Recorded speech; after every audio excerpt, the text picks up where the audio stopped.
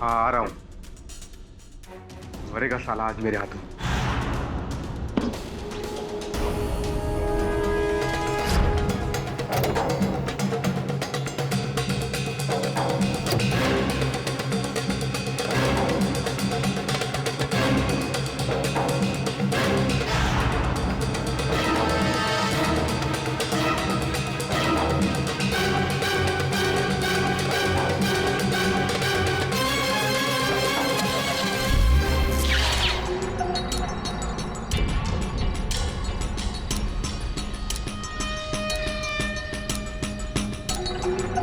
कितनी देर लगा दिया आने में?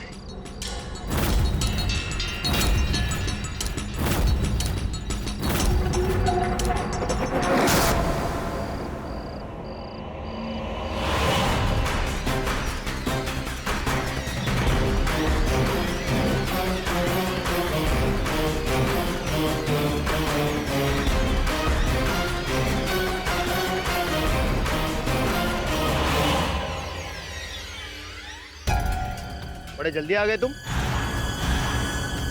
चल माल निकाल। ये क्या मजाक है?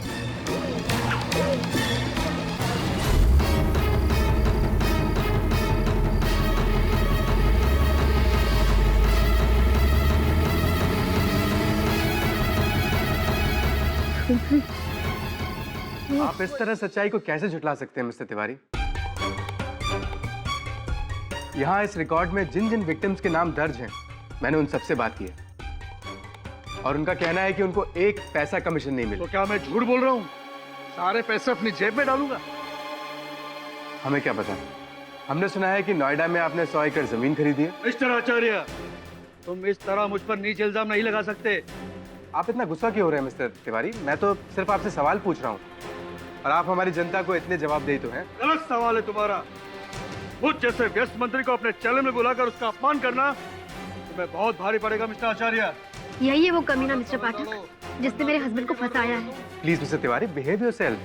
आप कैमरा के सामने हैं, पूरी जनता आपको देख रही है। सौरभ ने आज तक किसी को थप्पड़ भी नहीं मारा, तो वो किसी का खून कैसे कर सकते हैं?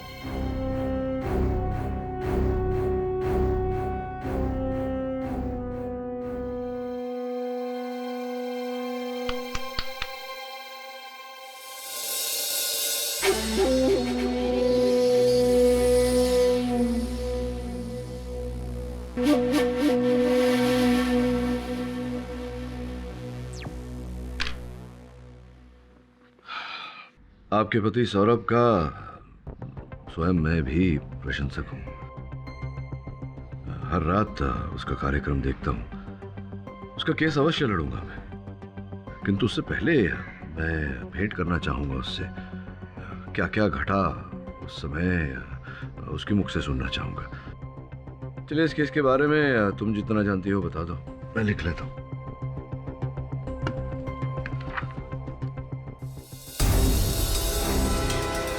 कलम कहाँ चली गई मेरी? यही तो रखी थी।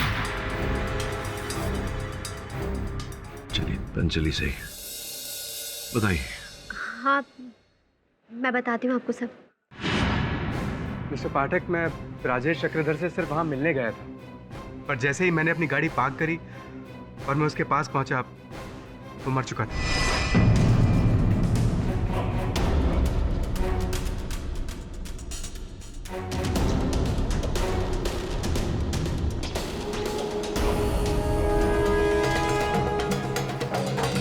मैं उसकी लाश देखकर दंग रह गया, घबरा गया।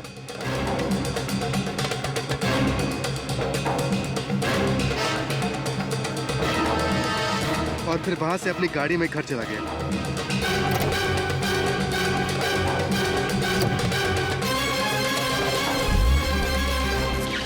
या लेकिन इतनी रात गए, इतनी सुनसान जगह पर आप राजेश से मिलने क्यों गए थे? मुझे नहीं पता मुझसे ऐसी गलती क्यों हो जाती है। अगर किसी को पता चला ना सौरभ, तो मैं मर जाऊंगी। क्या है ना मिस्टर पाठक, हमारे प्रोफेशन में ऐसा होता ही है। न्यूज़ इकट्ठी करने के लिए हमें खबरियों से मिलने जाना पड़ता है और राजेश मुझे कोई इंपॉर्टेंट खबर देने वाला था, लेकिन उसके पास पहुंचने से पहले ही उसकी मौत हो चुकी थी। पता नहीं उसे किसने मारा। यार समझ में नहीं आ रहा है, इतने सीधे साधे केस के लिए मुझे क्यों बोला है? मैंने असिस्टेंट भी लड़ सकता था। खैर अभी आ गया हूं तो 10 मिनट के अंदर केस खत्म कर दूंगा। It's a simple case your honour. 29 जून की रात सौरभ आचार्य ने राजेश चक्रधर, आरोपी सौरभ आचार्य ने राजेश चक्रधर को गोराई बीच के पास एक सुनसान रास्ते में किसी बहाने से बुलाया और उनकी हत्या कर दी।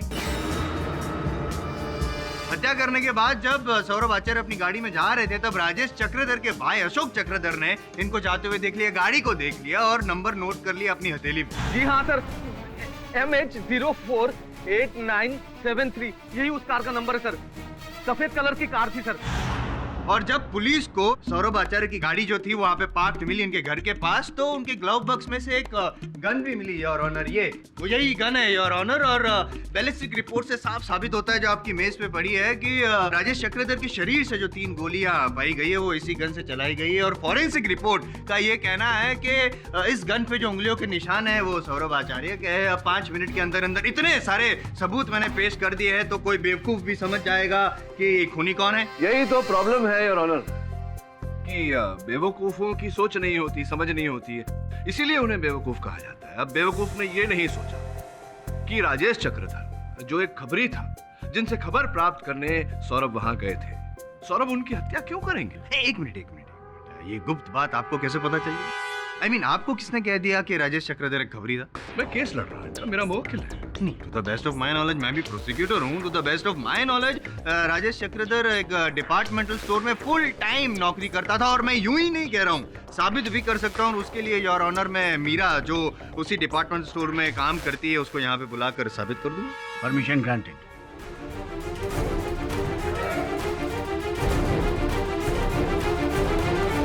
मीरा जी, आप राजेश जी के बारे में जितना भी जानती हैं, जो भी जानती हैं, प्लीज जज साहब को बताइए। योर ऑनर, मैं और राजेश गोरेगांव ईस्ट के शॉप एंड कैफे में साथ में काम करते थे। मैं कैश काउंटर पे और वो सिक्योरिटी में।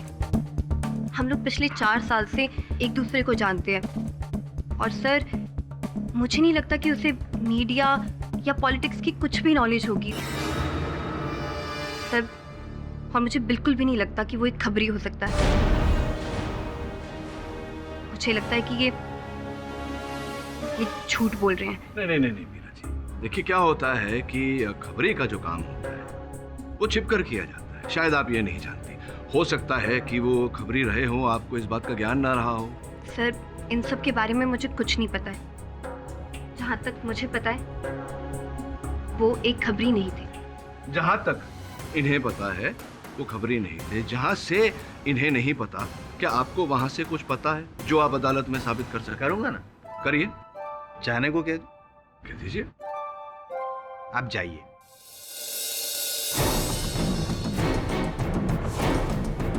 जाइए।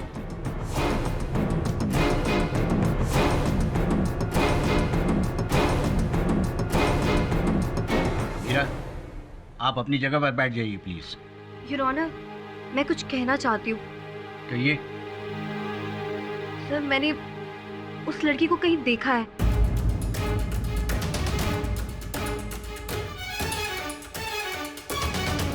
आप वही है ना जो पिछले हफ्ते हमारे स्टोर में आई थी ना, और मेंबरशिप फॉर्म भी फिल किया था आपने। नहीं तो मीरा जी, इसमें विशेष बात क्या है? आपके स्टोर में तो कई लोग आते होंगे, वो भी आई होंगी। कोई विशेष बात हो तो बताइए हमें। नहीं सर, मुझे याद आया कि मैंने इनकी पेमेंट रिसीव की थी उस दिन। तो और इनके चले जाने के बाद राजेश मेरे पास आया था। बिल बना दीजिए।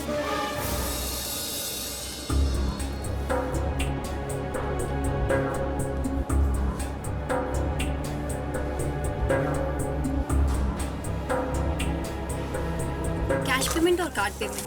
कार्ड। ओके।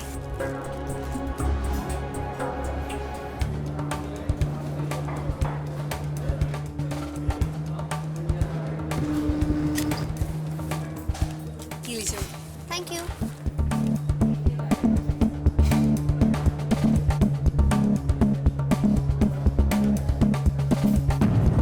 सुन, हाँ बोलो।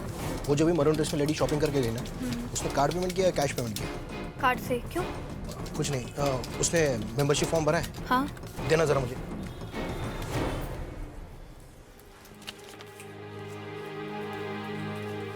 पेन देना जरा। राजेश, ये क्या कर रहा है तू? हाँ, किसी कस्टमर का नंबर इस तरह से। तुम अपना काम करो ना, मेरा नंबर्स का लेन देन तो लगा ही रहेगा। जी हाँ, मैं लास्ट वीक गई थी शॉपिंग कैफे।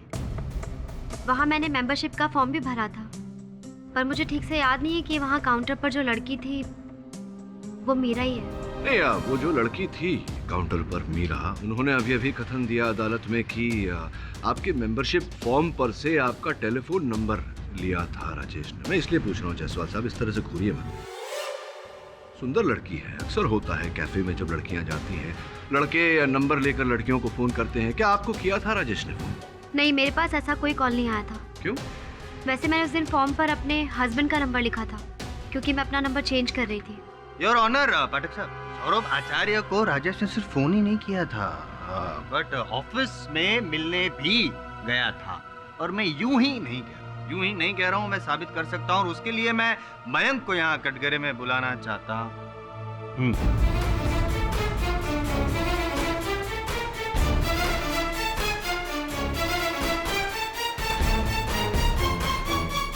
मयंक जी, बताइए कि आपने राजेश को ऑफिस में कब देखा? वही जिस दिन सौरभ ने सदानंद तिवारी का इंटरव्यू लिया था, उसी की जस्ट बात। वेल डन सौरभ, क्या खिंचाई की तुमने मिनिस्टर की। गट्स। Thank you. तो तुम लोगों को आज पता लगा? आज तक ये कितने लोगों की पोल खोल चुका है। Thank you boss. Guys, Saurabh मेरी चैनल का महाराणा प्रताप है, एकदम निडर और हमेशा सतर्क। और उनकी गिदड़ गप्पियों से घबराना नहीं तुम। हाँ, I'm with you। Thank you boss. Yes. Saurabh sir, आपसे कोई राजेश चक्रधर मिलने आया।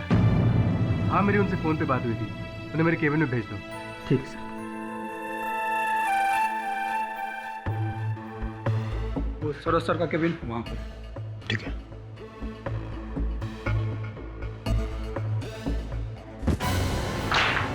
सॉरी,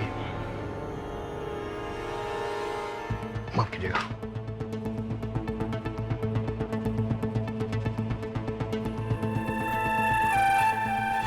उसके बाद राजेश चक्रधर सीधा सौरभ के कैबिन में चला गया, और उन दोनों के बीच में क्या बातें हुई आई डोंट नो, पर वो डेफिनेटली खबरी नहीं था यार, कोई और था। उतना तो मैं 100% कह सकता हूँ।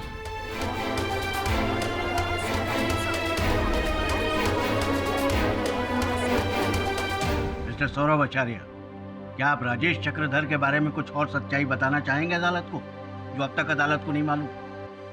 योर ऑनर, जहाँ तक मैं जानता हूँ राजेश एक खबरी था। झूठ बोल रहे हैं आप, सफेद झूठ। आप एक खबरी को मिलने जाते हैं गाड़ी में गन लेकर और बैग में 10 लाख रुपए लेकर। ऐसी कौन सी खबर देने वाला था, और ऐसी कौन सी खबर नहीं दी उसने जिसके बदले में आपको गुस्सा आया और आपने उसकी जान ले ली? Objection your honour. Your honour, सबसे इम्पोर्टेंट बात यह है कि जब पुलिस गई थी इनके घर पे तलाशी लेने के लिए, तो एक बैग मिला था। अटक साहब, ये बैग, और यही बैग है जिसमें 10 लाख रुपए थे। योर ऑनर, 10 लाख रुपए। जानते जायसवाल साहब की इसमें एक आश्चर्यजनक बात है। कैसे? योर ऑनर, इन नोटों के सीरियल नंबर की जांच के बाद पता चला है कि इनमें से 7 लाख रुपए सौरभ के अकाउंट चार्टर्ड बैंक से निकाले गए, लेकिन बाकी के 3 लाख रुपए मिस रूपल पटेल की बैंक अकाउंट से निकाले गए। मैं जानना चाहूंगा उन्हें यहाँ बुलाकर कि उनके बैंक अकाउंट से निकाले गए 3 लाख रुपए सौरभ की बैंक में कैसे आए।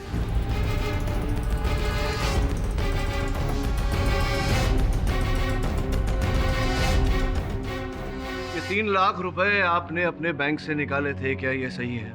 जी सर। ये बताइए कि आपके बैंक से निकले हुए रुपए सौरभ जी के पास कैसे पहुंचे और क्यों पहुंचे? एक्चुअली सौरभ ने मुझसे ये पैसे उधार लिए थे, और सेम डे 29 जून को।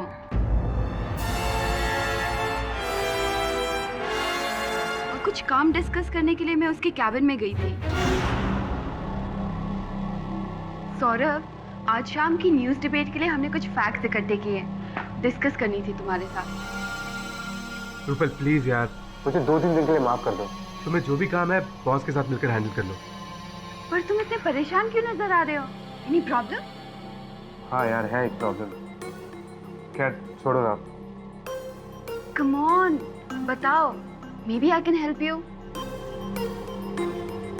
Okay Rupal, can you give me 3 lakh rupees? Urgent requirement है। मैं तुम्हें नेक्स्ट मंथ ही रिटर्न कर दूंगा। वो क्या है कि मेरी वाइफ की मदर आईसीयू में एडमिट है और उन्हीं के इलाज के लिए मुझे बनारस पैसे भिजवाने हैं। ओके, ठीक है, I give it to you. Thanks. मैंने सौरभ को उसी दिन अपने अकाउंट से 3 लाख रुपए निकालकर दे दिए थे, लेकिन आज सुबह जब मैं अदालत आ रही थी तो बाहर प्रेमिसेस में मुझे सौरभ की वाइफ मिली। हे संजना, हाय। कैसी है आपकी मम्मी अभी? मम्मा बिल्कुल ठीक है। क्यों, क्या हुआ उन्हें? अरे आईसीयू में भर्ती थी ना? नहीं, मेरी मम्मा बिल्कुल ठीक है। किसने कहा तुमसे? आई एम श्योर किसी ने मजाक किया होगा। आधे घंटे पहले मेरी मम्मा से बात हुई है। लेकिन जब खुद संजना कह रही है कि उसकी मम्मी बिल्कुल ठीक है, तो फिर सौरभ ने मुझसे झूठ कहकर 3 लाख रुपए क्यों मांगे?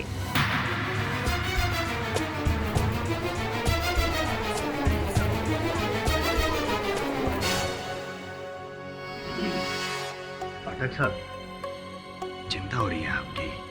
क्या है, आप तो सच का नगाड़ा बजाने की कोशिश कर रहे हैं, लेकिन आपके क्लाइंट ने झूठ का फटाफट ढोल बजा दिया। बैंड बज गई आपके केस की। घंटी बज गई जसवंत साहब। Live to fight another day. ये अदालत कल तक के लिए मुलतवी की जाती है।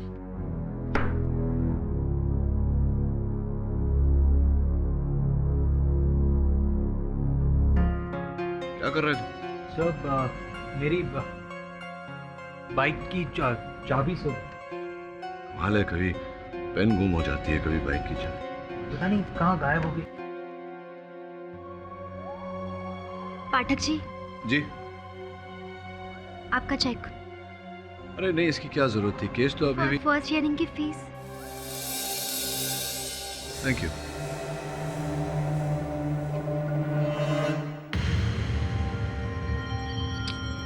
सर, बाइक की चाबी नहीं मिली। मुझे मिल गया।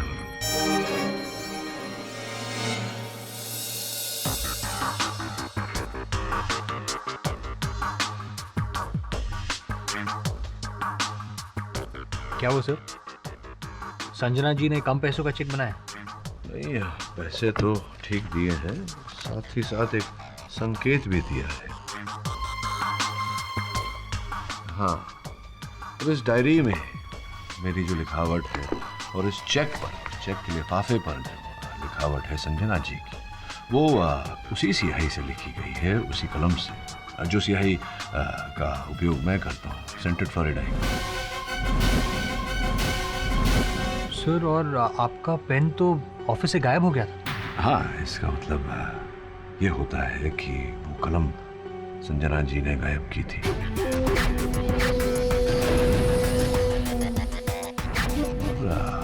उस दिन अदालत में तू संजना जी के बगल में ही बैठा था जब तेरी बाइक की चाबियां लापता हो गई।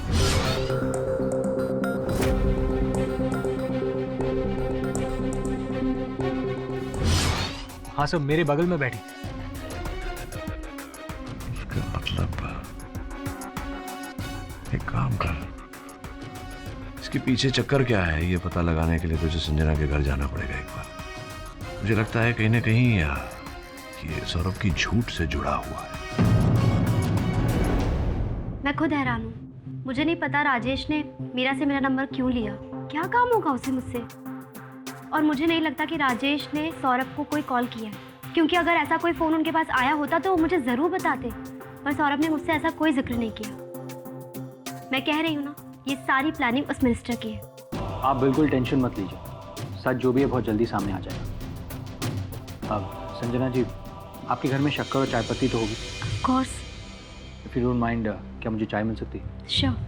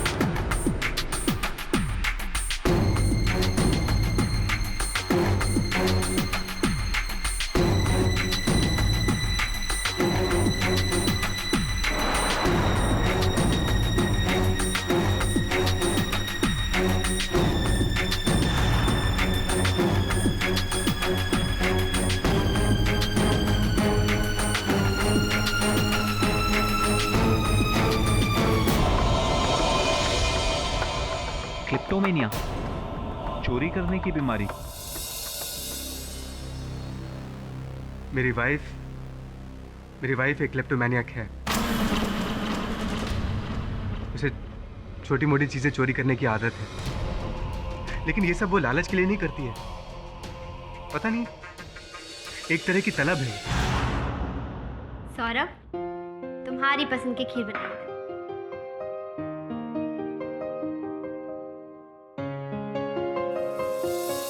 ये चम्मच, ऐसा चम्मच तो हमारे घर नहीं है ना।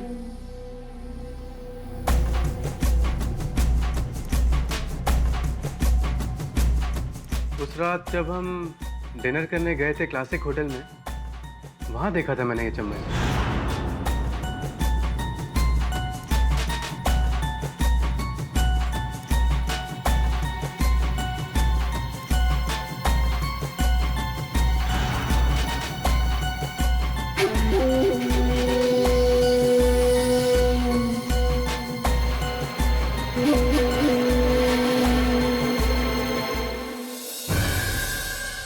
नहीं सौरभ, वो पड़ोस में जो है ना, मैं चेंज कर देती हूँ। तुमने ये चम्मच चुराया ना संजना? क्या संजना, कब तुम अपनी आदतों से बाज आओगी? कब जाएगी तुम्हारी ये चोरी करने की बीमारी यार? Sorry, I'm really sorry। मुझे भी नहीं पता मैं ऐसा कैसे कर बैठती हूँ। जानती हूँ ये गलत है, चोरी है, पता नहीं मेरे हाथ क्यों। तुम्हें पता है, तुम्हारी इस आदत की वजह से ना सॉरी सौरभ, मुझे नहीं पता मुझसे ऐसी गलती क्यों हो जाती है। 1 साल से मैं साइकियाट्रिस्ट के पास जा रही हूँ, कोई फायदा नहीं हो रहा। मैं जानती हूँ तुम मेरी वजह से कितनी बार एम्बैरेस हो चुके हो। शायद कोई और होता तो मुझे छोड़ चुका होता अब तक। अगर किसी को पता चला ना सौरभ, तो मैं मर जाऊंगी। मैं मर जाऊंगी, मैं शर्म के मारे मर जाऊंगी। मैं नहीं जी पाऊंगी, मर जाऊंगी। ऐसा क्यों बोल रहे हो संजना? आप जस्ट रिलैक्स, सब ठीक हो जाएगा। किसी को कुछ पता नहीं चलेगा, ओके? किसी को कुछ पता नहीं चलेगा। मैं हूं ना, रिलैक्स। मैंने संजना से वादा किया था कि उसकी कड़वी सच्चाई मैं दुनिया के सामने कभी नहीं आने दूंगा, उसे कभी शर्मिंदा नहीं होने दूंगा। और इसीलिए मैंने अदालत में और आपसे झूठ कहा। नहीं, वो तो ठीक है, लेकिन इसका राजेश की हत्या के केस के साथ क्या लेना देना है, ये नहीं समझ रहा हूँ। जी मैं आपको बताऊंगा मिस्टर पाठक, लेकिन मैं आपसे हाथ जोड़ के प्रार्थना करता हूँ, आप मेरी बीवी की चोरी करने की आदत के बारे में किसी को मत बताइएगा, प्लीज मिस्टर पाठक। पहले सच बताओ, मुझे अपना काम करने दो। अब बोलो, सत्य क्या है? डॉक्टर प्लीज मेरी हेल्प कर लीजिए। मेरे पास इसके अलावा कोई और चारा नहीं है। मैं जानती हूँ कि ये गलत है, मगर आप समझने की कोशिश कीजिए। मेरे पास और कोई रास्ता भी तो नहीं है। मैं कहाँ भटकती फिरूंगी? Please doctor. देखिए, हमारी क्लिनिक में ये सब नहीं होता है और मैं आपकी कोई मदद नहीं कर सकती हूँ।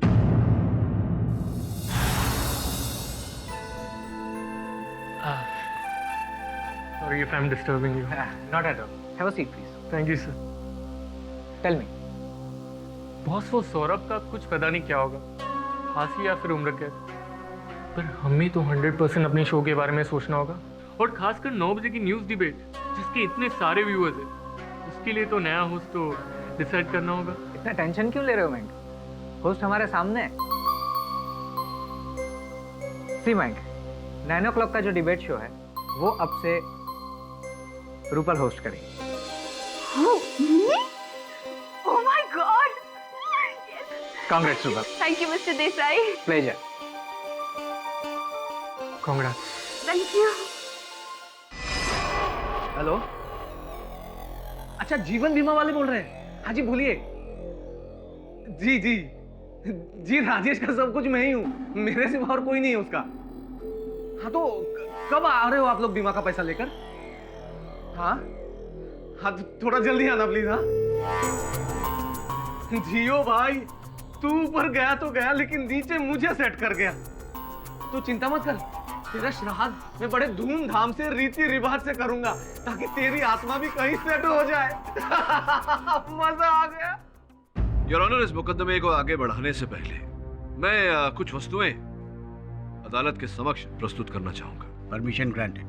ये मेरी कलम और ये मेरे सहायक की खोई हुई बाइक की चाबियां। मिस्टर पाठक प्लीज प्लीज आप कुछ मत बोलिए। मुझे बोलने दीजिए सौरभ जी।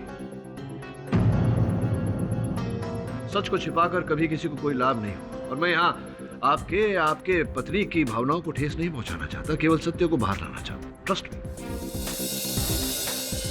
योर ऑनर, वास्तविकता में इनकी पत्नी संजना जी को एक बीमारी है, क्लेप्टोमेनिया।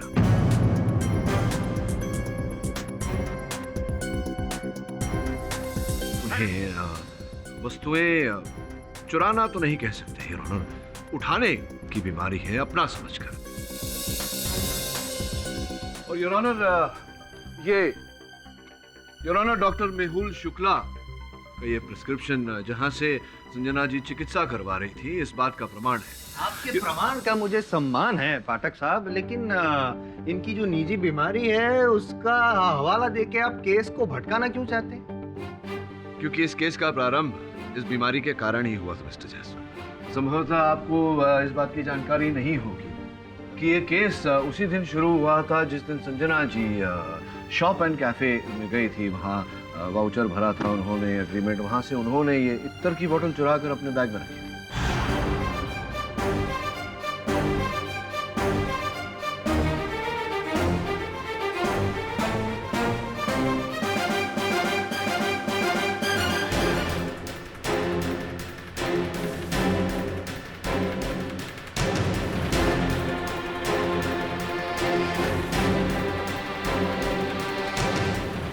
और संजना जी की ये चोरी राजेश चक्रधर ने पकड़ ली, जो उस समय सुरक्षा कक्ष में ड्यूटी पर था।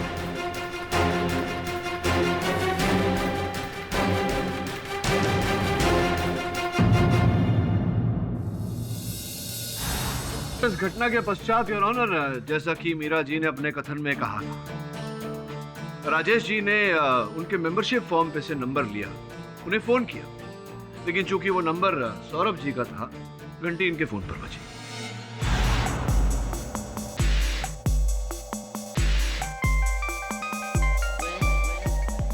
हेलो, कैसे है सर जी आप? मिलना था आपसे। कौन हो तुम? क्या काम है?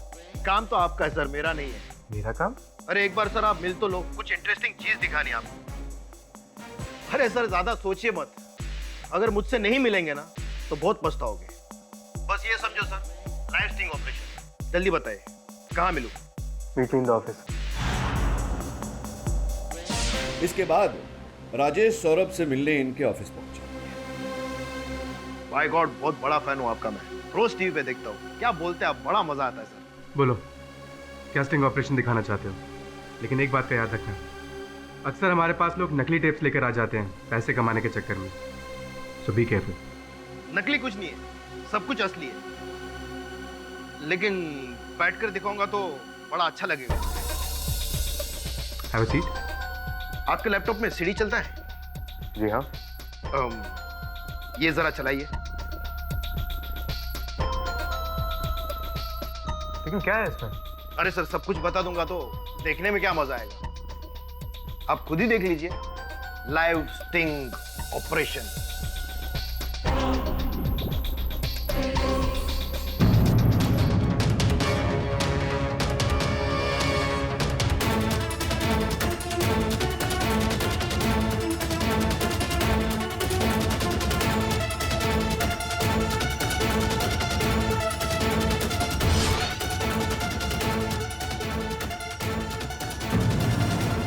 चौंक गए ना जर्नलिस्ट बाबू, अभी एक ईमानदार शरीफ आदमी की औरत ऐसी ऊंची हरकत करेगी तो झटका तो लगेगा ही, वो भी 1000 वोल्ट का।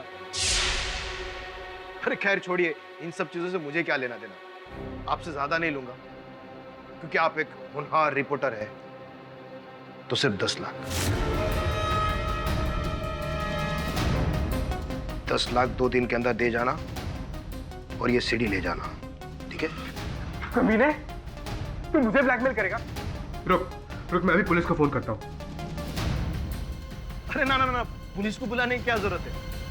फिर तो ना ये स्टिंग सिर्फ तुम्हारे चैनल पर नहीं, देश के सारे चैनल पर चलेगा। कितनी बदनामी होगी तुम्हारी, है ना? अच्छा लगेगा। लोग क्या कहेंगे कि एक बहुत बड़े मीडिया रिपोर्टर की बीवी छोटे मोटे दुकान से परफ्यूम चुराती है। अच्छी बात नहीं है ना? ये जो परफ्यूम की खुशबू है ना, तुम्हारे करियर को पूरा सड़ा देगी। और जो पूरा दिन तुम ये नेता मंत्रियों की ये सब जो खिंचाई पिटाई करते रहते हो ना न्यूज पे, वो सब तो तुम्हारी बैंड ही बजा देंगे।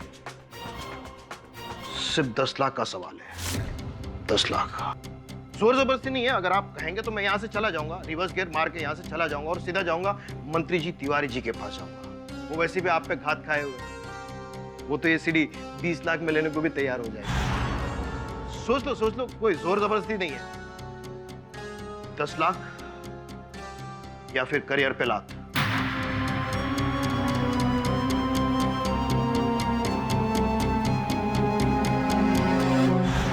योर ऑनर, सौरभ जी को अपने व्यवसाय से अधिक अपनी पत्नी की चिंता थी, इसीलिए राजेश जी के ब्लैकमेलिंग के आगे इन्होंने अपने घुटने टेक दिए और 10 लाख रुपए देने को राजी हो गए। पैसे जोड़ने में इन्हें 3 लाख रुपए कम पड़ रहे थे, जो रकम इन्होंने रूपल जी से उधार ली।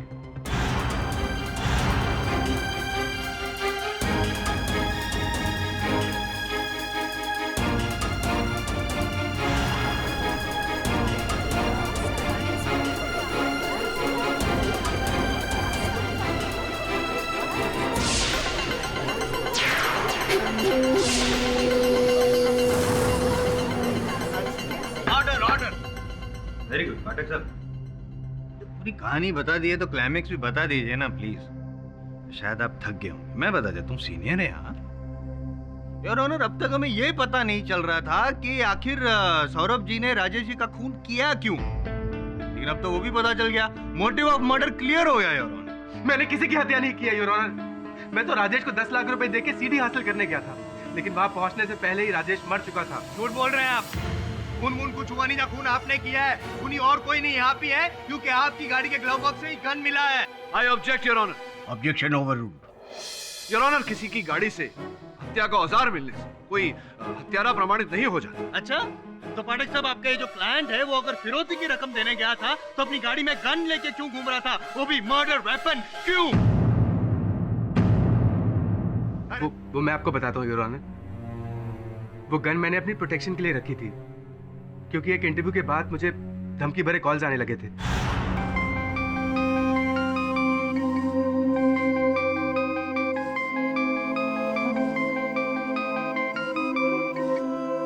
हेलो सौरभ आचार्य, तूने तिवारी भैया जी से पंगा लेके अच्छा नहीं किया है, और चर्बी चढ़ गई है ना तुझे। कौन बोल रहा है? वो जानकर तू क्या करेगा? बस इतना जान ले, तूने जो भैया जी को अपमानित किया है उसकी कीमत चुकानी होगी तुझे, वो भी सूद समेत तुझसे बदला लेंगे। अरे मेरी बात तो सुनो। और सिर्फ एक बार नहीं, 2-3 बार मुझे वो धमकी भरे कॉल्स आए। नॉर्मली मैं इन कॉल से घबराता नहीं हूँ, लेकिन जब मेरी बॉस से मेरी बात हुई तो क्या करूं मिस्टर देसाई? चूड़ियां पहनकर घर में बैठ जाऊं? ऐसा मैंने कहा सौरभ, लेकिन तुम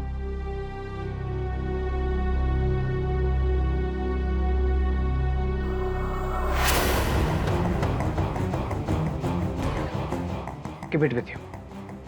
मैं इस गन का क्या करूंगा मिस्टर देसाई? क्या करूंगा मतलब अपनी हिफाजत करोगे सौरभ? तुम्हें थ्रेटनिंग कॉल्स आ रहे हैं, तुम पर हमला भी हो सकता है, और वैसे भी तुम लेट नाइट घर जाते हो। Please keep it.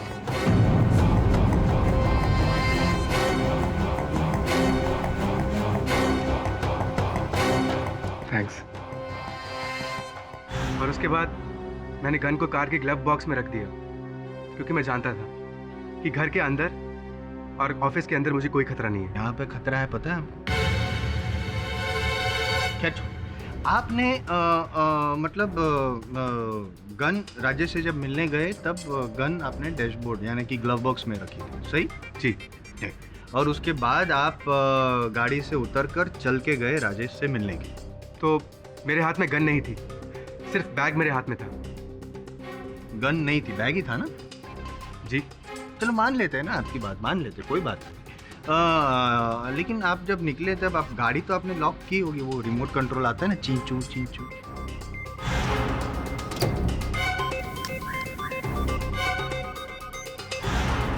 लॉक किया था। और जब आप गाड़ी लॉक करके चल के राजेश तक पहुंचे तो वो दूरी कितनी थी? तकरीबन 2-2.5 मिनट लगे थे मुझे वहाँ पहुँचने में। सही सही, परफेक्ट। और जब आप वहाँ तक पहुंचे राजेश तक, तब वो ऑलरेडी मरा हुआ था। जी हाँ। यहाँ पे आप गलत हैं। खूनी सिर्फ आप ही, आपके अलावा कोई खून कर ही नहीं सकता है। योर ऑनर, लॉजिक वाली बात है कि अगर खूनी कोई और होता, जैसे कि ये कह रहे हैं, तो जब ये गाड़ी लॉक करके चल के जा रहे थे, राजेश तक पहुंच रहे थे, तो अगर खूनी कोई और होता तो वो खूनी इनके जाने के बाद गाड़ी तक पहुंचा होता, इनकी गाड़ी तक, शीशा या लॉक तोड़ा होता, ग्लव बॉक्स खोला होता, गन निकाली होती, और ये अगर राजेश तक पहुंचते उससे पहले खुद पहुंच गया होता, गोली चला दी होती, हत्या कर दी होती। लेकिन ऐसा हुआ नहीं था।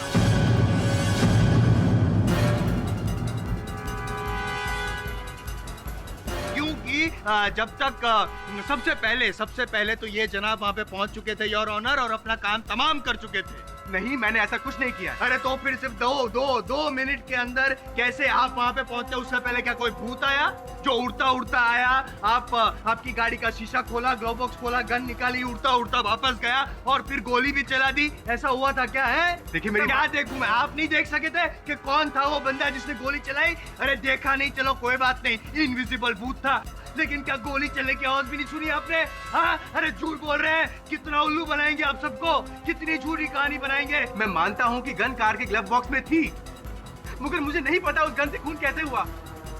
मुझे कुछ समझ में नहीं आ रहा है, मुझे पता है वो खून कैसे हुआ। योर ऑनर, बहुत सिंपल सी बात है। राजेश ने इनको धमकाया, ब्लैकमेल किया कि वो अगर सीडी चाहिए तो 10 लाख रुपए दे। इनको गुस्सा है, गुस्सा तो आना ही चाहिए। आया था कि नहीं गुस्सा? आया था नहीं आया था? चुप है, इसका मतलब कि गुस्सा आया था।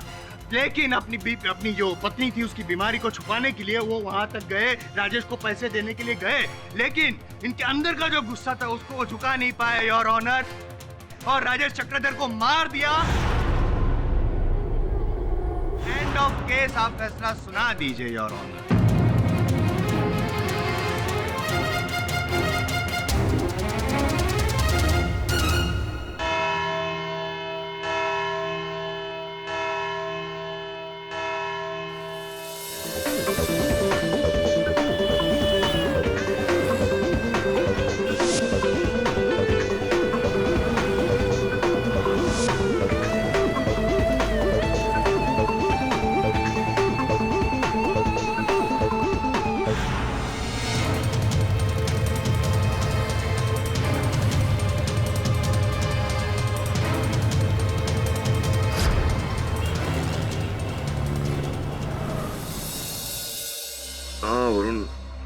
तो हैरानी वाली है,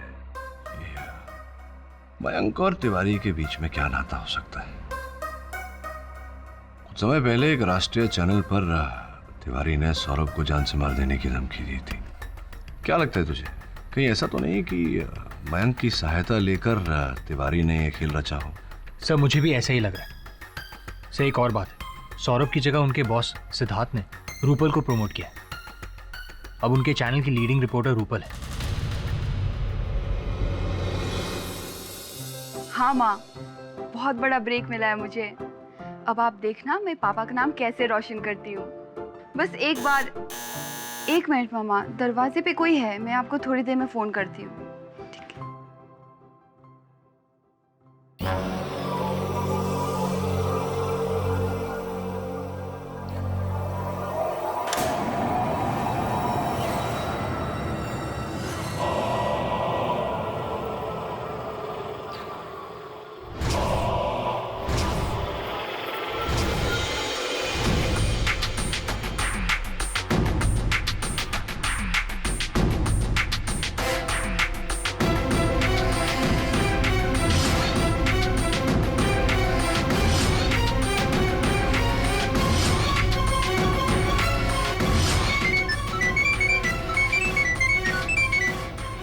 तोहफा मिला मेरा। कौन हो तुम? जानकर क्या करोगी? बस 25 लाख रुपए लेकर रात के 10 बजे जोगस पार्क के पीछे वाले कोस्टा विला आ जाना, वरना ये सीडी। कौन हो तुम जो मुझे ब्लैकमेल कर रहे हो? ये सीडी तो राजेश के पास थी और वो तो मर चुका है। पर धंधा आज भी जिंदा है। टाइम पे आ जाना पैसे लेकर, नहीं तो तुम्हारे गलत काम की ये सीडी सही हाथों तक पहुंच जाएगी। तो इसका मतलब ये हुआ कि सौरभ के इस कांड से, आरोप लगने से सबसे अधिक लाभ रूपल का हुआ है और रूपल ने तुरंत उसे 3 लाख रुपए भी उधार दे दिए थे। ये क्या चक्कर है, समझ में नहीं आ रहा है। एक हाथ पे रूपल, दूसरे हाथ पे तिवारी और मयंक। केस तो उलझता ही जा रहा है। खेल तो अब शुरू हुआ है, न्यू गेम। हेलो, एक बुरी खबर है। वो सीडी किसी और के हाथ लग गई है। एक नया ब्लैकमेलर।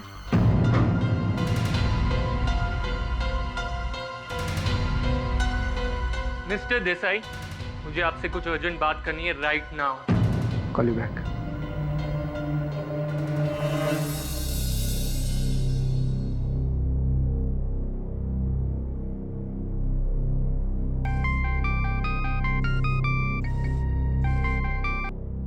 हेलो, कैसी हो मैडम? कौन? हर कोई मुझसे यही सवाल करता है और मैं सबको एक ही जवाब देता हूँ। नाम जानकर क्या करोगे मैडम? काम सुनो। वैसे तो आपकी चोरी के किस्से अदालत तक पहुँच चुकी है, लेकिन पूरी दुनिया के सामने नहीं। कौन हो तुम? पूरी दुनिया देखेगी आपकी करतूत और आप बन जाओगी इंटरनेशनल चोरनी। नहीं तो मैं ऐसा नहीं कर सकते। और वो वीडियो तो राजेश के पास था ना? राजेश तो मर चुका है, तो तुम कौन हो? फिर वही बेकार की बात। अरे कौन जिंदा है कौन मर गया ये इम्पोर्टेंट नहीं है मैडम। इम्पोर्टेंट ये है कि आज रात 15 लाख रुपए लेकर जॉगर्स पार्क के पीछे वाले कोस्टा विला आ जाना, नहीं तो कल सुबह तक पूरी दुनिया के सामने आपकी चोरी के किस्से मशहूर हो जाएंगे।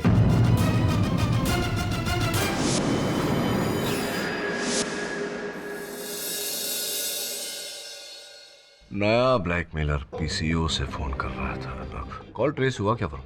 जी सर, मुझे बहुत डर लग रहा है। तुम निश्चिंत रहो संजना। हो सकता है कोई यूं ही तुम्हें बेवकूफ बना रहा है, पैसे ऐंठने की कोशिश कर रहा है। एक बात तो निश्चित है कि जो भी है ये व्यक्ति वो इस केस से जुड़ा हुआ है, इस केस के हर पहलू को जानता है, लेकिन इस बात की कोई गारंटी नहीं कि वो सीडी उसके पास है या नहीं।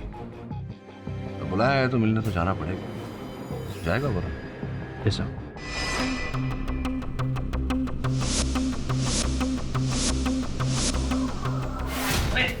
तेरी हिम्मत कैसे हुई इस घर पे कदम रखने की? मुझे पता नहीं ये घर अब मेरा है, मेरा। देख अशोक, मैं ना तेरी मुंह नहीं लगना चाहती। मेरा कुछ जरूरी सामान रखा है इस अलमारी में। ओए खबरदार अशोक, मेरा सामान। खबरदार, तेरी सारे पैतरे समझ रहा हूँ मैं। राजेश के बैंक के पेपर मारने आई है ना तू, ताकि सब कुछ तू हथिया सके। सामान रखा है मेरा वहाँ पे। ए चुप! खबरदार, अगर एक कदम भी आगे बढ़ाया, चल निकल निकल। और आज के बाद इस घर के आसपास नजर भी नहीं आना।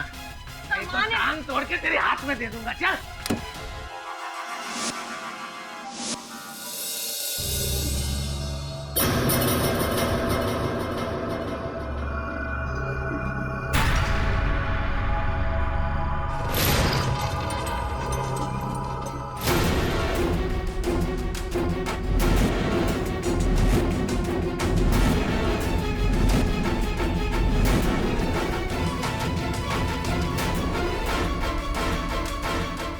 पैसे कहाँ हैं?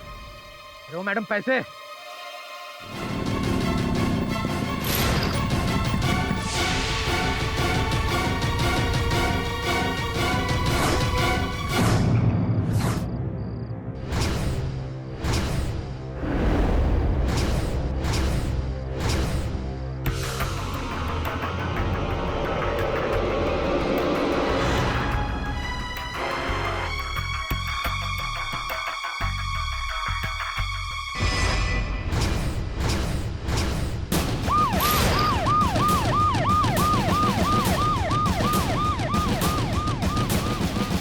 ये देखिए, एक मर्डर केस सॉल्व हुआ है नहीं?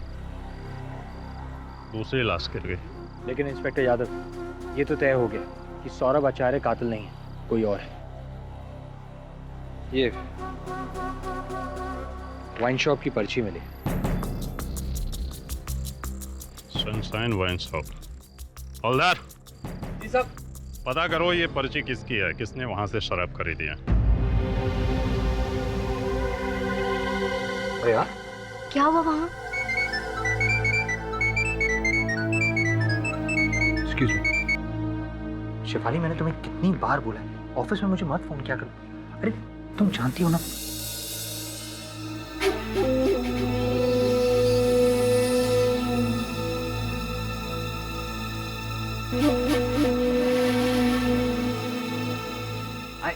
I love you यार। Okay, bye।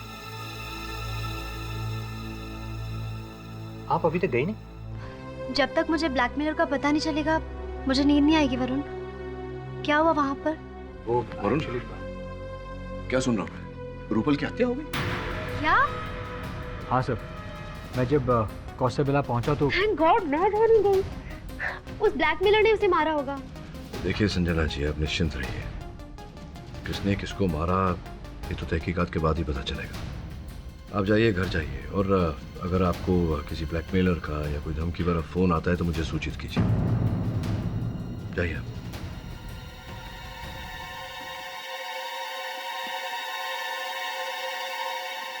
वरुण, क्या हुआ? क्या तू गया?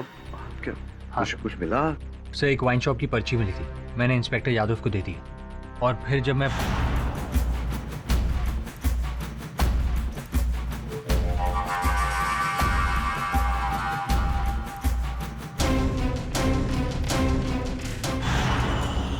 सब, मुझे तो लगता है कि रूपल का मर्डर करके कातिल या फिर ब्लैकमेलर जो भी था, वो मौकाए वारदात से जब भाग रहा था तब उसके हाथ से या जेब से वो सीडी गिर गई होगी। कहाँ है वो सीडी? दे मुझे।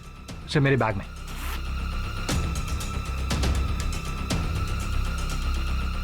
सर वो सीडी मैंने डायरी के बीच में रखी थी और वो डायरी इस बैग में थी। पता नहीं डायरी कहाँ गायब हो गई। डायरी गायब नहीं हुई है, डायरी गायब कर दी गई है, और गायब करने वाली अभी अभी कुछ समय पहले वहीं बैठी थी जहाँ तू बैठा है। Kleptomania.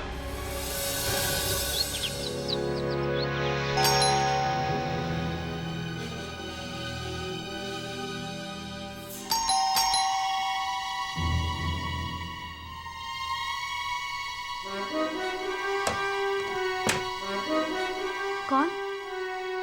Good morning Sanjana ji.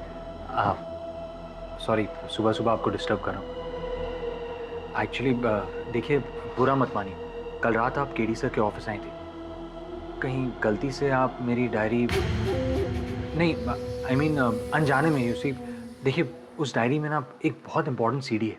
नहीं, मिस्टर पाठक के ऑफिस से मैंने कोई डायरी नहीं ली। Trust me. ओके।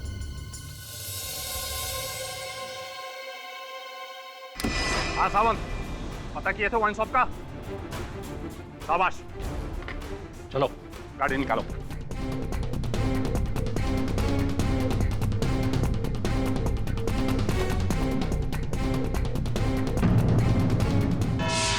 नहीं सर, माँ कसम मैं हत्यारा नहीं हूँ। इतना कबूल करता हूँ कि मैं रूपल जी को ब्लैकमेल कर रहा था। हाँ भाई, ब्लैकमेल कर रहे थे, हत्या आपने की, यही सब तो किया आपने। राजेश के साथ पहले से आप उसके धंधे में जुड़े हुए थे। जी नहीं पाठक जी, मैं तो दरअसल राजेश से मिलने जब मैं गोराई बीच पर पहुंचा तो वो मरा हुआ 1000 रुपए कमाने वाला मेरा भाई राजेश अमीर लोगों को ब्लैकमेल करके खुद इतना अमीर बना।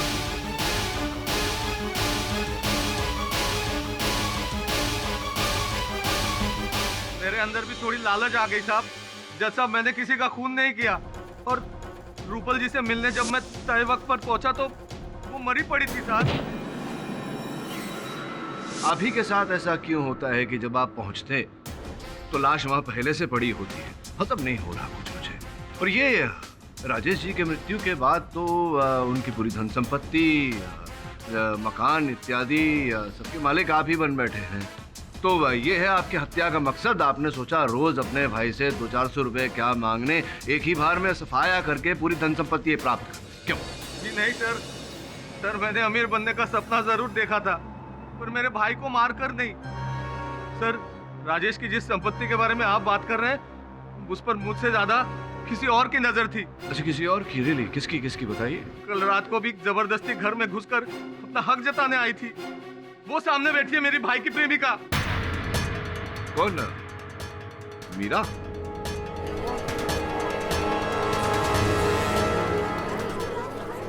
Order order.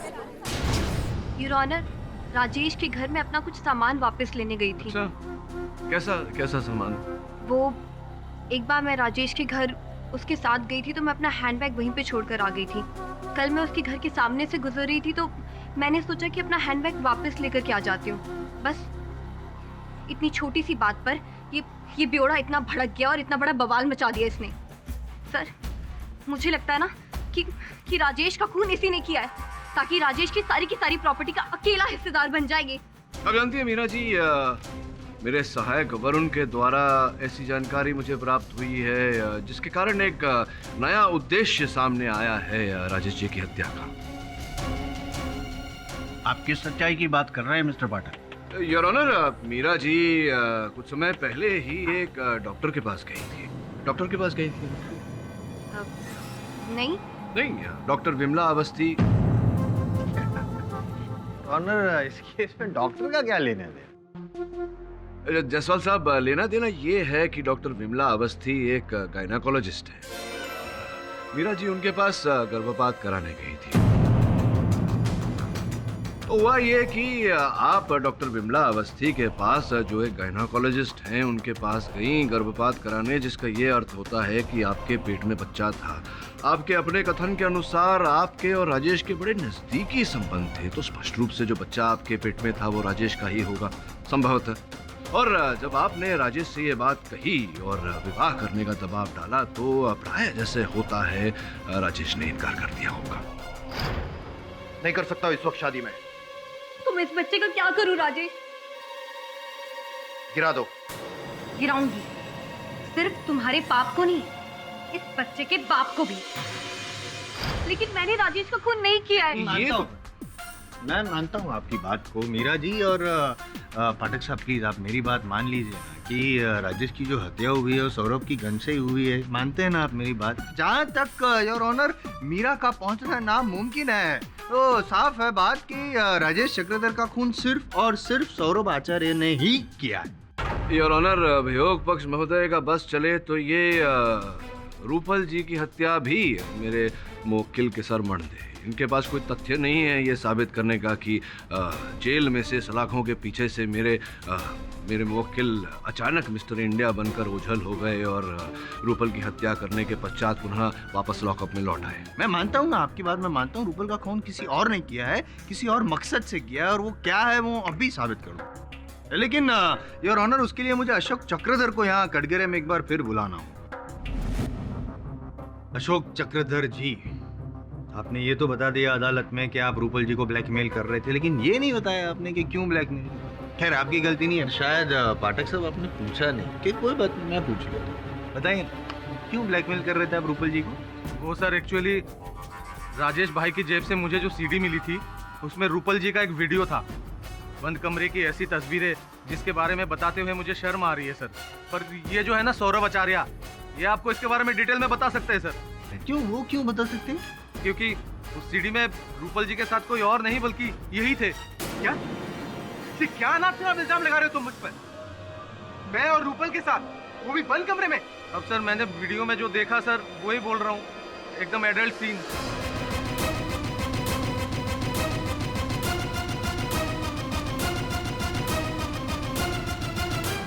अरे जायसवाल साहब, ये आप इतने वरिष्ठ वकील हैं, आप तो जानते हैं कि केवल कथन देने से कुछ नहीं होता, साथ में प्रमाण भी होना चाहिए। ये आपने पूछा नहीं अपने गवाह से कि वो सीडी कहाँ है? कोई बात नहीं, मैं पूछ लेता हूँ, कहाँ है वो सीडी? सर वो सीडी एक्चुअली खो गई सर। खो गई? सर रूपल जी का लाश देखकर जैसे ही मैं हक्का वक्का वहां से भागा तो वो रास्ते में कहीं मेरे पॉकेट से गिर गई। सीडी गिर गई। अब जब तक वो सीडी मिल नहीं जाती, इस बात का प्रमाण नहीं मिल जाता कि ये जो कह रहे हैं वो सच है, तब तक इनकी बात को सच नहीं माना जा सकता। अशोक झूठ क्यों बोलेगा पाठक साहब? कोई कारण नहीं है। इल्जाम लगाने का सौरभ आचार्य पे, योर ऑनर। पर ये जो बातचीत हो रही है उसमें असली कारण जो है खून का वो सामने आ गया, असली मकसद, द मोटिव ऑफ मर्डर। अब तक तो हमको ऐसा लगता था कि राजेश चक्रधर ने इनकी पत्नी को चोरी करते हुए देख लिया था वो परफ्यूम की बोतल स्टोर से, इसलिए ब्लैकमेल कर रहे थे, लेकिन हकीकत वो नहीं है योर ऑनर। हकीकत तो ये है इनके जो नाजायज संबंध अफेयर चल रहा था रूपल के साथ, उसके बारे में राजेश चक्रधर को पता चल गया था, इसलिए वो ब्लैकमेल कर रहे थे। मोटी रकम मांगी होगी, 10 लाख शायद। गुस्सा आ रहा है, अभी देखो जैसा गुस्सा आ रहा है, उस वक्त और भी गुस्सा आया होगा, और इस गुस्से की वजह से मौत की नींद सुला दी राजेश चक्रधर को। और योर ऑनर, जहाँ तक इनके जो संबंध थे रूपल जी का, उनके दोनों के नाजायज संबंध का सवाल है, तो मैं यूं ही नहीं कह रहा हूँ। जिस न्यूज़ चैनल में दोनों काम करते थे उस न्यूज़ चैनल के कुछ कलीग्स भी आए हुए हैं, और सबसे बड़ी बात, खबरदार न्यूज़ चैनल के ओनर सिद्धार्थ देसाई जी फिलहाल हमारे साथ मौजूद है और कोई गर्मा-गर्म खबर देना चाहते हैं, ब्रेकिंग न्यूज़। योर ऑनर, अगर आपकी परमिशन हो तो यहाँ बुलाओ। Permission granted. Your honour, Saurabh और रूपल मेरी चैनल के बड़े ही होनहार रिपोर्टर थे, लेकिन अब काम के अलावा उनके बीच में क्या रिलेशन थे मुझे नहीं पता, ना तो कभी मैंने उसकी जासूसी की है। लेकिन जब भी सौरभ की कैबिन में जाओ, अधिकतर वहाँ पे रूपल भी होती थी।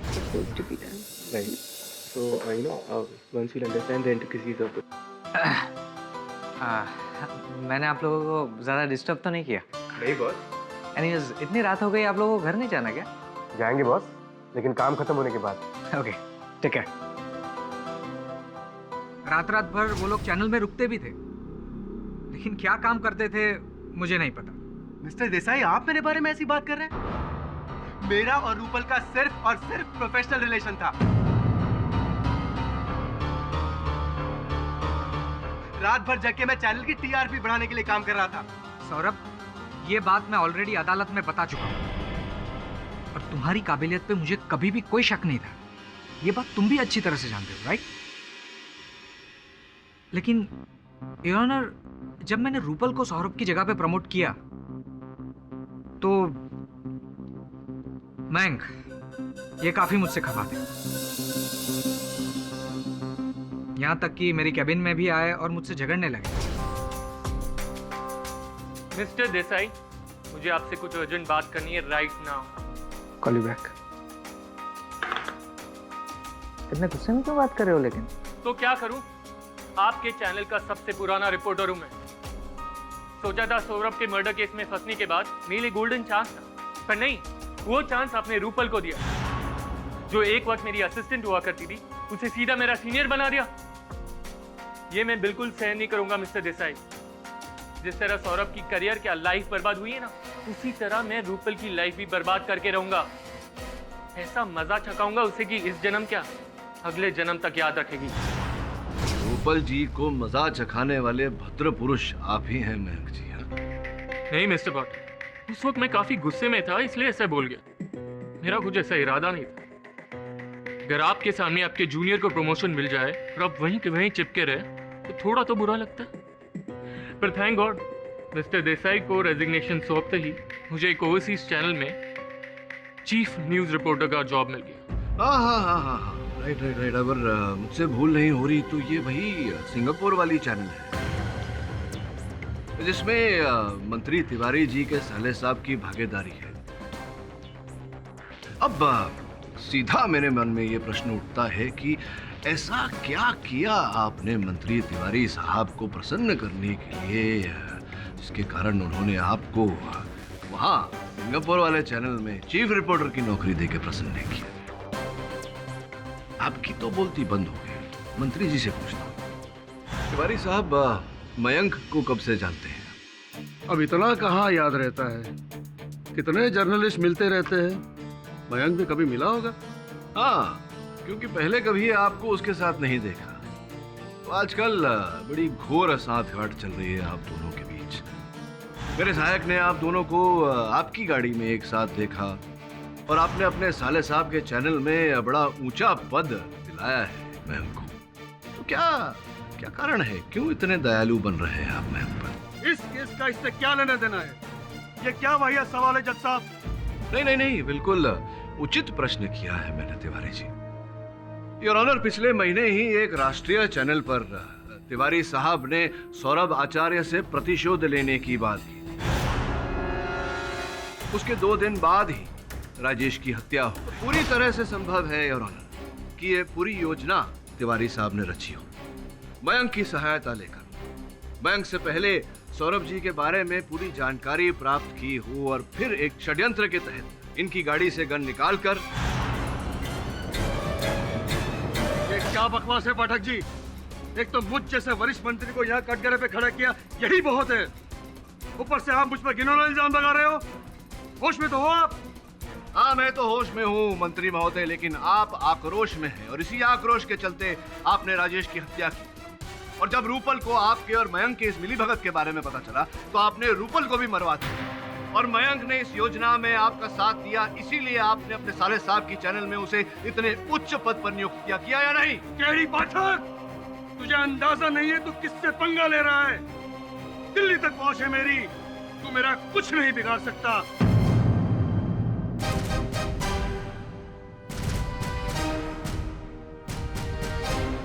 ये जो मुझ पर इल्जाम लगा रहा है ना, तुझे तेरी औकात दिखा कर ही रहूंगा मैं।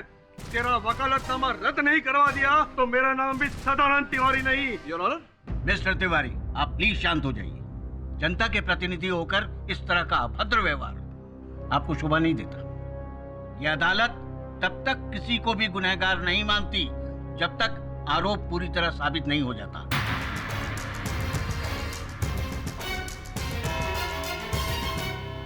यह अदालत 2 दिनों के लिए मुलतवी की जाती है। The court is adjourned. 2 ही दिन बचे हैं और इन 2 दिनों में हमें बहुत कुछ पता लगाना है। वैसे इस समय मेरा संदेह सिमटकर 2 लोगों पर आ गया है, अशोक और तिवारी। सर, मयंक भी तो है। नहीं वरुण, मेरा अनुमान में मयंक केवल एक कठपुतली है जिसकी डोर तिवारी जी के हाथों में।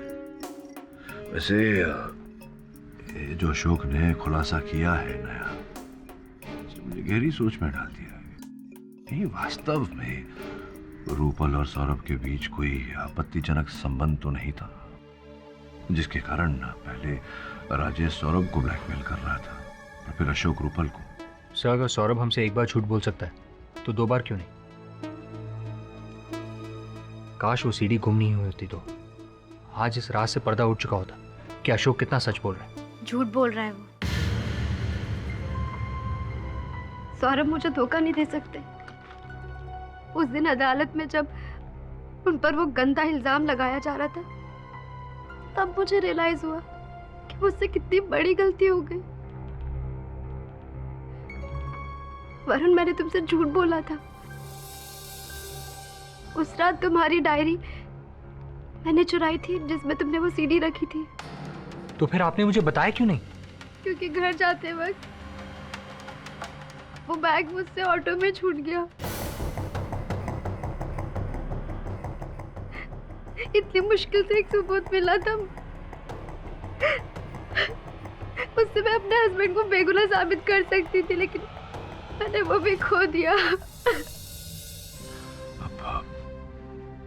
बैठिए, बैठिए।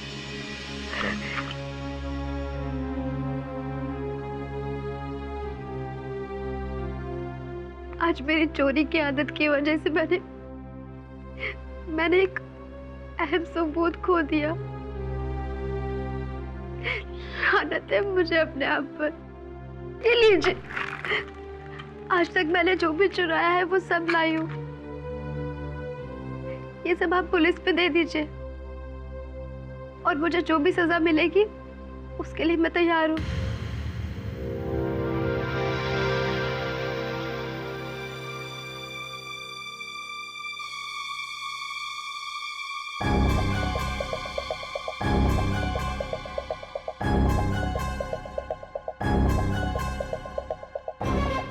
मुझे लग रहा है कि ये घड़ी मैंने रूपल के हाथ में देखी थी।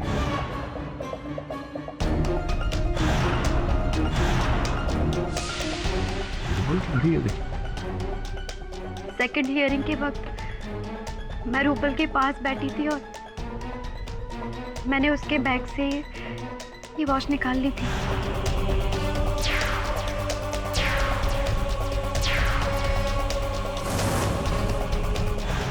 अब वो तो इस दुनिया में नहीं रहे, लेकिन प्लीज मिस्टर पाठक, ये वॉच आप उसके घर वालों तक पहुंचा देना और प्लीज मेरी तरफ से सॉरी कह देना।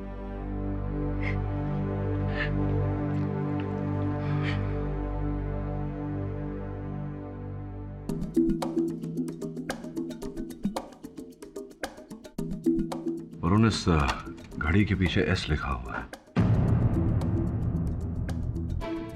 अगर एस फॉर सौरभ है तब तो घड़ी के सीरियल नंबर से पता लगा कि ये कौन सी दुकान से बिकी थी और इसे किसने खरीदी थी। जी सर। नहीं मिस्टर पाठक, मैं और रूपल सिर्फ एक प्रोफेशनल कलीग थे।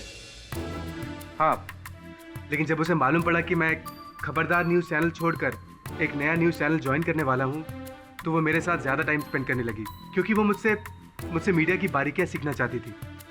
वो जानती थी कि मुझसे ज़्यादा और कोई भी इस फील्ड में इतना एक्सपीरियंस नहीं है। लेकिन क्यों छोड़ रहे थे आप खबरदार न्यूज़ चैनल? सर, एक्चुअली एक राइवल चैनल ने मुझे डबल पैकेज और अपनी कंपनी में पार्टनरशिप ऑफर की थी। अब आप ही बताइए, इतना ल्यूक्रेटिव ऑफर मैं कैसे छोड़ सकता था? काम तो आपने दिलवा दिया तिवारी जी, पर अब ज्वाइन कैसे करूँ? वो केडी पाठक ने कोर्ट से ऑर्डर लेकर मेरे बाहर जाने पर रोक लगा दी। अब जब तक इस केस का फैसला नहीं हो जाता मैं सिंगापुर नहीं जा सकता। जाएगा बच्चा तो जरूर जाएगा सिंगापुर, पर ये केडी पाठक तेरा कुछ नहीं बिगाड़ सकता। उसकी तो मैंने कानून मंत्री से शिकायत कर दी है। लाइसेंस जब्त होके ही रहेगा उसका। सजा उसी को मिलेगी जिसे हम चाहेंगे, और सजा भी ऐसी वैसी नहीं, सजाए मौत।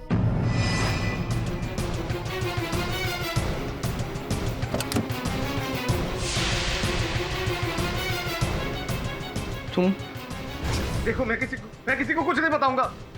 मानना नहीं, मैं किसी को कुछ नहीं बताऊंगा प्लीज। सर, अशोक मरा तो नहीं, लेकिन बहुत बुरी तरह घायल हो गया, कोमा में। प्रश्न ये उठता है कि जानलेवा हमला किसने किया उसमें, और उससे भी महत्वपूर्ण क्यों किया? पुलिस क्या कहती है इस बारे में? पुलिस का कहना है कि उन्हें कोई सुराग नहीं मिला, लेकिन मैं आपके लिए बैलिस्टिक रिपोर्ट की कॉपी लेकर आया।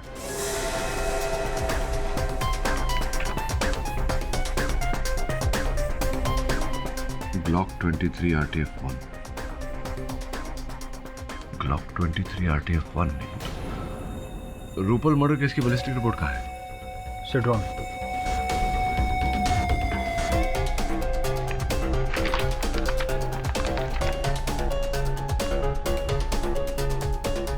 Glock 23 RTF-1।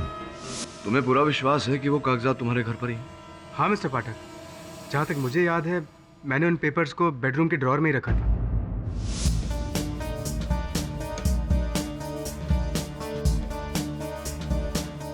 Good job. जैसा कि मैंने सोचा था वैसा ही है। मैं इन कागजात को लेकर अदालत जाता हूँ तो अस्पताल चल, और जैसे ही अशोक को होश आ जाए तो मुझे फोन करना। जी सर।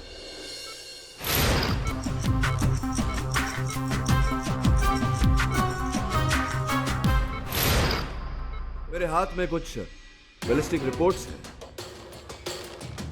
प्रथम रिपोर्ट उन गोलियों की है जिनके कारण रूपल की हत्या हुई। इस रिपोर्ट से स्पष्ट होता है कि वो गोलियां ग्लॉक 23 RTF-1 नामक बंदूक से चलाई गई थी।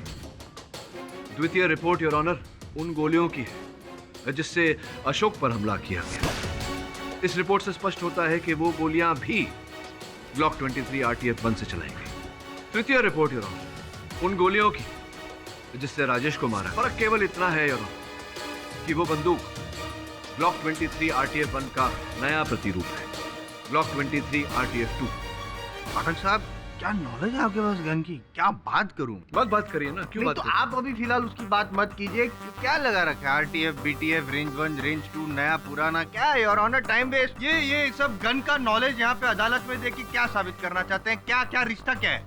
ये रिश्ता आपको तब समझ में आता ना जब आप 10 मिनट प्रतीक्षा करते हैं। मैंने कहा ना आपसे, जरा समय दीजिए अपने कार्य को, तो हो सकता है सफलता प्राप्त हो। योर ऑनर, इसे और स्पष्ट करने के लिए और प्रमाणित करने के लिए मैं खबरदार न्यूज़ चैनल के कर्ता धर्ता सिद्धार्थ जी को कटघरे में बुलाने की अनुमति चाहता हूँ। अनुमति।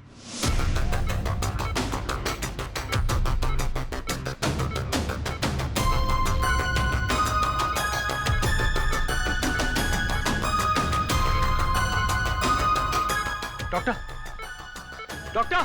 देसाई साहब बताइए अदालत को कृपया कि सौरभ को अपनी आत्मरक्षा के लिए वो गन आप ही ने दी थी। गन का मॉडल क्या था देसाई साहब?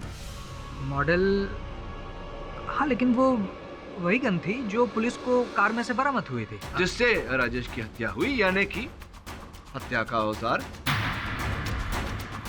बैलिस्टिक रिपोर्ट के अनुसार ग्लॉक 23 RTF 2। राइट। ये बताइए कि जो गन आपने दी थी सौरभ को, उसके साथ में गन के कागजात भी दी थे। हाँ? उन कागजातों पर क्यों ऐसा लिखा है कि आपने जो गन सौरभ को दी थी वो ग्लॉक 23 RTF 2 नहीं, ग्लॉक 23 RTF 1 थी, उससे पुराना मॉडल। यानी कि आपने ये पिस्तौल नहीं दी थी उसे आपने ग्लॉक 23 RTF 1 दिया था। वही मॉडल की गन योर ऑनर, जिससे रूपल पर गोलियां चलाई गई, जिसके कारण रूपल की जान गई। वही गन योर ऑनर, जिससे अशोक पर गोलियां चलाई गई, और अशोक इस समय अस्पताल में जीवन और मृत्यु के बीच संघर्ष कर रहा है। क्या मैं सही कह रहा हूं या नहीं? मिस्टर पाठक, मेरी कुछ समझ में नहीं आ रहा है, आप क्या बोल रहे हैं? खुद बात है देसाई साहब, इतनी सरल सी बात आपको समझ में नहीं आ रही। सिंपल योर ऑनर, जब देसाई साहब ने सौरभ को वो बंदूक दी ही नहीं थी, तो फिर उस बंदूक से सौरभ किसी की हत्या कैसे कर सकता है?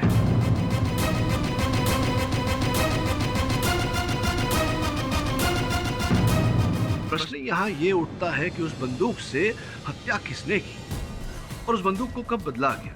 योर ऑनर, स्पष्ट है कि ग्लॉक 23 RTF 2 से, यानी कि इस बंदूक से, नए मॉडल से राजेश को मारा गया, और फिर वो बंदूक इनके गाड़ी में पड़ी हुई बंदूक से बदली गई। किसने बदली? देसाई साहब।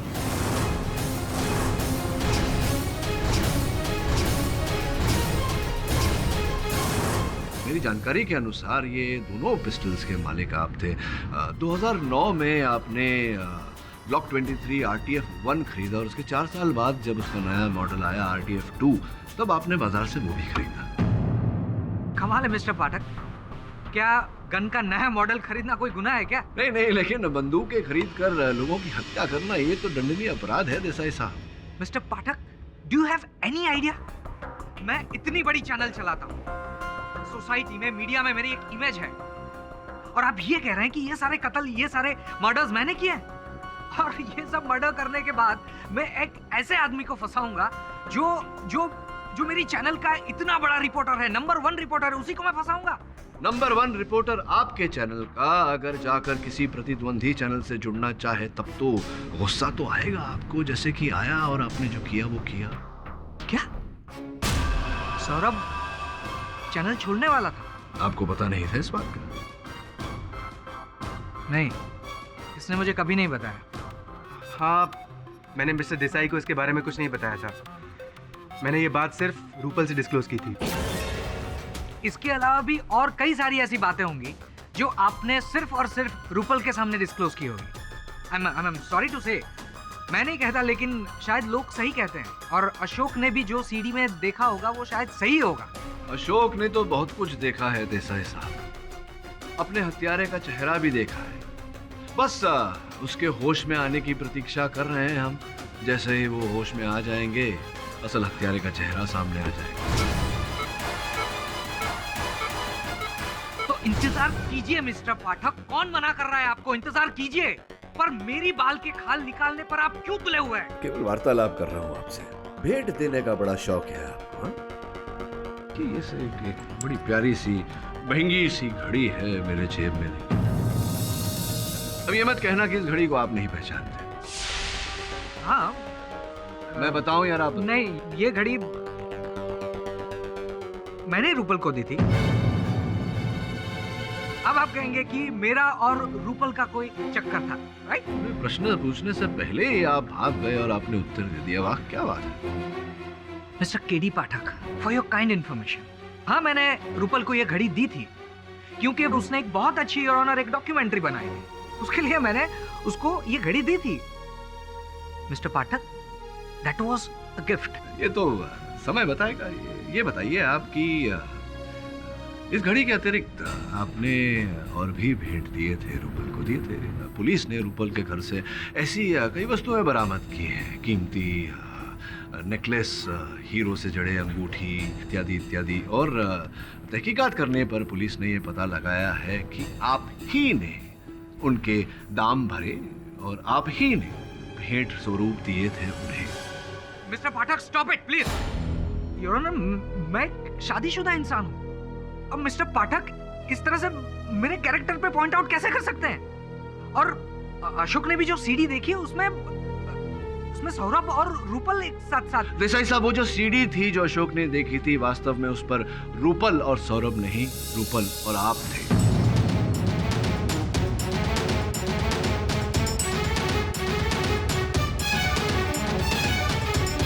राजेश आपको ब्लैकमेल कर रहा था, आपसे लाखों रुपए ऐंठ रहा था। ओ, सिद्धार्थ बाबू आ गए, क्या बात है। चल अब जल्दी से सीढ़ी निकाल। अरे नहीं सिद्धार्थ बाबू, इतनी जल्दी कैसे दे सकता हूँ? वो सीढ़ी तो मेरे लिए सोने के अंडे देने वाली मुर्गी है। लेकिन तू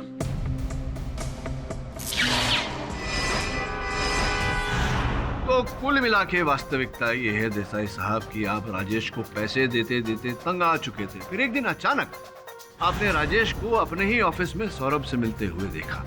आप समझ गए कि राजेश सौरभ को भी ब्लैकमेल कर रहा है। तभी आपके मन में ये योजना उत्पन्न हुई। इसी कारण से आपने वो गन सौरभ को दी, इनकी आत्मसुरक्षा के लिए नहीं, बल्कि अपनी योजना को, अपनी साजिश को अंजाम देने के लिए। कमाल है मिस्टर पाठक। आई मीन कैसी योजना? आप जो भी बोल रहे हैं ना, आपको उसे प्रूव करना पड़ेगा। You need to prove it. साबित कीजिए। नहीं, साबित मैं नहीं करूंगा, साबित तो अशोक करेगा होश में आते ही। सॉरी टू डिस्टर्ब यू पाठक साहब, ऐसा योर ऑनर किसी के बारे में बोलना नहीं चाहिए, लेकिन अगर अशोक को वहाँ पे कुछ हो गया, मतलब वो मर गया, तो आपकी जो थियरी है वो भी, आई होप यू अंडरस्टैंड। मैं योर ऑनर, मेरे सहायक का फोन है, लग रहा है कि वो होश में आ गया होगा अशोक, अगर आपकी अनुमति हो तो। धन्यवाद। हाँ वरुण बोल। सब बैड न्यूज़ है, अशोक की डेथ हो गई। सर मुझसे कुछ भी इंफॉर्मेशन नहीं निकाल पाए।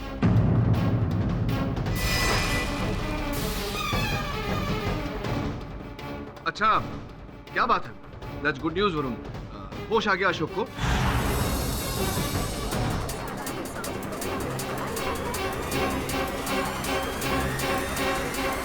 होश में आते कुछ बोल पाया? स्टेटमेंट दिया उसने, कथन दिया अपना? सर हाँ, मैं समझ रहा हूँ कि मैं बोल नहीं पा रहा, गोली लगी हूँ, तो किसी का नाम तो लिया होगा। किसका नाम लिया? साहब ने ठीक से सुना नहीं, उसकी डेथ हो गई है। होश में कैसे आएगा वो? अच्छा, इंस्पेक्टर साहब से कहो उसका कथन रिकॉर्ड करके तुरंत अदालत में आ जाए। हाँ तो देसाई साहब, सुलझ गई सारी उलझन। अब जैसा कि आपने कहा था, थोड़ी प्रतीक्षा कर लेते हैं। ज्यादा दूर तो है नहीं अस्पताल, इंस्पेक्टर साहब आते ही होंगे, या थोड़ा बहुत समय अदालत का बचाना चाहेंगे। क्या करना चाहेंगे? राजेश और रूपल दोनों का मर्डर मैंने किया है।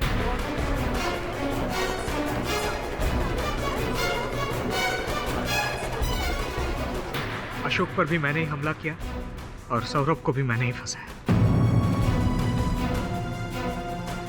जब मुझे पता चला कि सौरभ राजेश से मिलने जाने वाला है, मुझे किसी भी कीमत पर वो सीढ़ी चाहिए। तुम्हें जितने पैसे चाहिए उतने पैसे बोलो, लेकिन मुझे आज के आज ये केस रफा दफा करना है, ठीक है? फिर तो पूरा एक खोखा लगेगा साहब। क्या? और अगर आज के आज वो सीढ़ी चाहिए तो आज रात 10 बजे गोराई बीच में मिलो।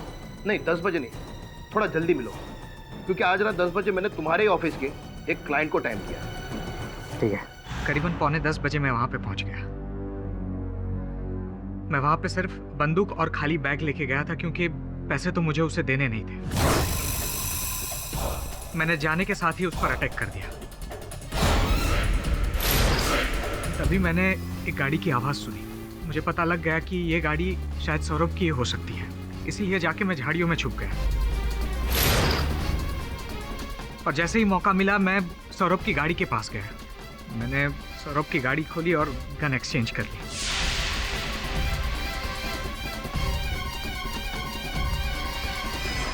सब कुछ मैं जैसा चाह रहा था वैसे ही हो रहा था। एक तीर से मैंने 2 शिकार कर दिए थे। जो आदमी मुझे ब्लैकमेल कर रहा था मैंने उसको भी मार डाला था। और सौरभ, हालांकि सौरभ ने मुझे बताया नहीं था कि वो चैनल छोड़ के जाने वाला है, लेकिन मुझे पता लग गया था, इसलिए मैंने उसे भी फंसा दिया। सब कुछ मेरे प्लान के हिसाब से हो रहा था जज साहब, लेकिन तभी उस रूपल का फोन आया। एक बुरी खबर है, वो सीडी किसी और के हाथ लग गई है, एक नया ब्लैकमेलर। रूपल को मैंने बहुत समझाया। अशोक ने जहाँ पर हमें बुलाया था मैं वहाँ पे रूपल को लेके गया। नया ब्लैकमेलर है अभी, लेकिन मुझे किसी से कोई सीक्रेट्स नहीं छुपानी। मतलब हमारे अफेयर के बारे में तुम्हारी बीवी का क्या रिएक्शन होगा, उसे मुझे कोई लेना देना नहीं है। तुझे तब समझ में नहीं आया जब तुझे प्रमोशन दिया था। मुझे कोई लेना देना नहीं। सुन मेरी बात, अगर मेरी बीवी को पता लग गया ना तो तुझे कहीं के नहीं छोड़ूंगा मैं। मुझे कहीं का नहीं छोड़ेगा, मैं तुझे कहीं का नहीं छोड़ूंगी।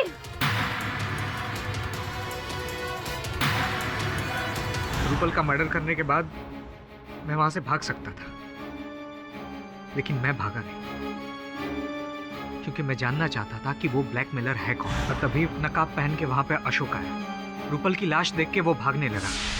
अशोक तू? मैंने कोई खून नहीं किया। तू ही रूपल को ब्लैकमेल कर रहा था ना? हाँ? बोल, सीढ़ी किधर?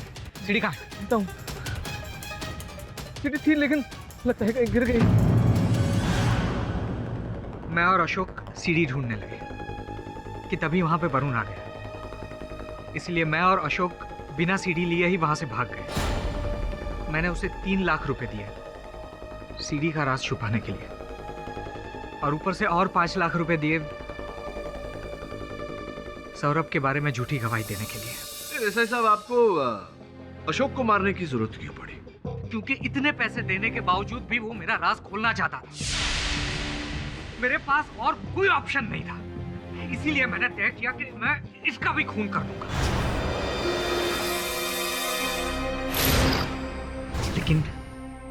लेकिन वो बच गया। दुर्भाग्यवश योर ऑनर, अशोक बचा नहीं, मर चुका है।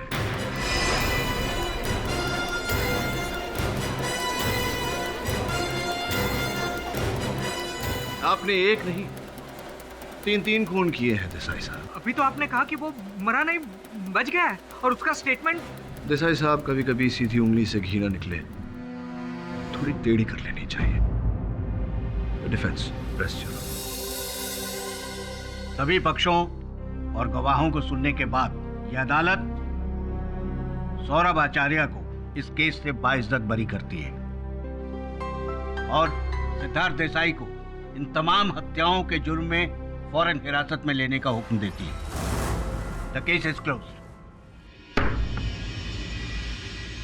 ना, इस समय मैं आपसे कुछ कहना चाहता हूँ। सुना है कि आप छुट्टी पर जा रहे हैं। थक गया। क्या बात है। ऑल द बेस्ट आपके सफर के लिए। आप जाकर वहाँ ताज़ी हवा में सांस लीजिए, और आपके यहाँ ना होने से जो ताज़ी हवा यहाँ उत्पन्न होगी हम उसमें सांस लेंगे। क्यों?